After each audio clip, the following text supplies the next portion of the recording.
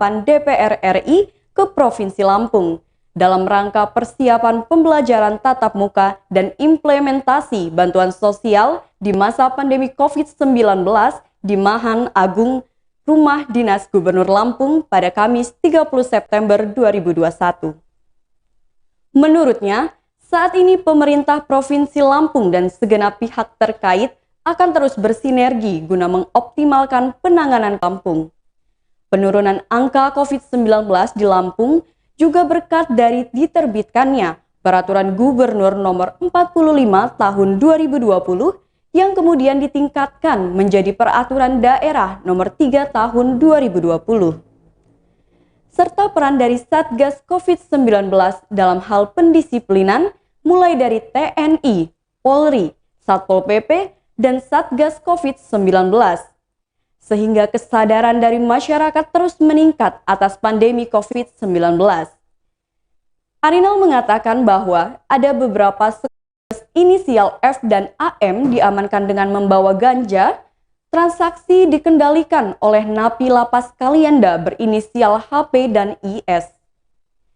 Diamankannya barang bukti ganja 52 kg di depan parkir rest area kilometer 172 Tol Kayu. Kita tidak tersangkakan, ya bukan berarti mereka bagian jantung dan perut korban, sehingga korban meninggal dunia.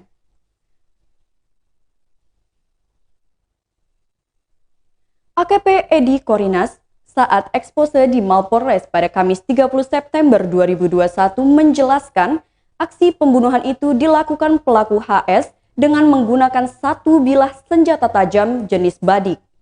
Saat melakukan penangkapan terhadap pelaku, pihaknya mengamankan barang bukti satu bilah badik, satu unit sepeda motor, baju tersangka, tas berwarna hitam, dan juga baju korban.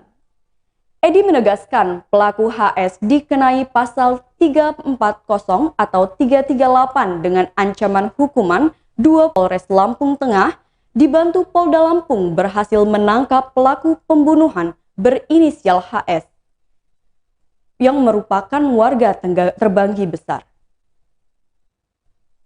Penangkapan terhadap pelaku dilakukan tim TKP 308 Satreskrim Polres Lampung bersama tim kronologis penangkapan,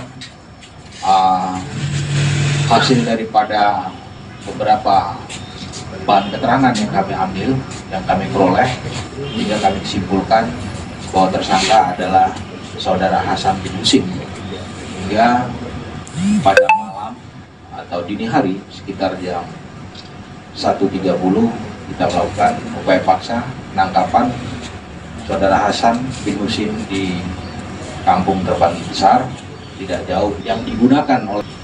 Ya, adapun motif ini masih kami dalami terkait dengan masalah pribadi yang ada di antara kedua korban dan pelaku.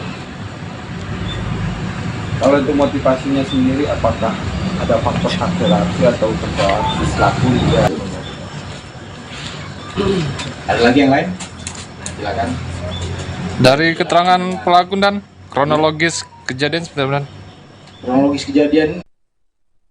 Ramun mengatakan kasus yang menjerat tersangka terjadi pada Sabtu tanggal 2 sekitar pukul 9:30 malam waktu Indonesia bagian Barat. Penganiayaan berawal saat korban Mahesti Novitasari di Pekon Banjarnegeri, Kecamatan Gunung Alip, yang merupakan mantan pacar tersangka. Pada saat jadi saksi, korban didatangi oleh tersangka, lalu oleh saksi. Lalu antara tersangka dan korban terjadi adu mulut di depan rumah saksi.